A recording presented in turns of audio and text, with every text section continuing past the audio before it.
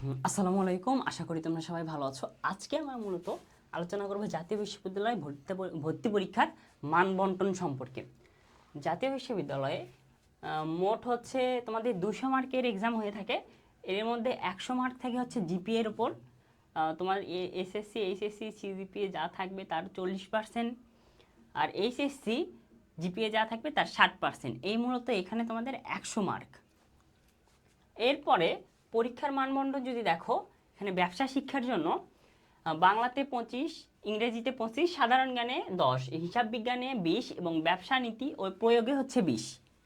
আবার দেখো মানবিকের ক্ষেত্রে বাংলা এবং ইংরেজিতে 25, 25, 50 মার্ক, সাধারণ জ্ঞানে 10 এবং এইচএসসিতে হচ্ছে পঠিত যে কোনো 4টি বিষয়ের অ্যান্সার করতে হবে। এইচএসসিতে তোমরা হচ্ছে 6টি বিষয়ে মানবিক থেকে যারা আছে পড়াশোনা করো, তার 6টার মধ্যে থেকে তোমাদের হচ্ছে 4টা অ্যান্সার করতে হবে, যে 4টা তুমি পড়ে আসছো। আর বিজ্ঞান বিভাগের ক্ষেত্রে বাংলাতে 20, ইংরেজিতে 20, সাধারণ জ্ঞানে 10, পদার্থতে 17, রসায়নে 17, গণিত এবং জীববিজ্ঞানে হচ্ছে 16। যে কোনো একটা অ্যান্সার করতে পারবো গণিত বা জীববিজ্ঞানের মধ্যে, যার যেটা ভালো লাগে। আর এখানে যদি বলি পাস মার্ক হচ্ছে 40, এখানে কোনো নেগেটিভ মার্কিং নেই। আর বাংলা এবং ইংরেজিতে বাধ্যতামূলক হচ্ছে পাস করতেই হবে, না হলে তুমি ফেল বলে বিবেচিত হবা। আর এই জাতীয় বিশ্ববিদ্যালয়ে ভর্তি পরীক্ষার জন্য মূলত আমরা এনইউএসি, ন্যাশনাল ইউনিভার্সিটি অ্যাডমিশন কোচিং, প্রতিটা জেলায় তোমরা হচ্ছে এখানে কোচিং সেন্টারে আমাদের শাখাগুলো আছে, তোমরা এখানে ভর্তি হয়ে প্রিপারেশন নেওয়া শুরু করে দিতে পারো। কারো কোনো কিছু যদি প্রশ্ন জানার থাকে কমেন্ট করে জানাও,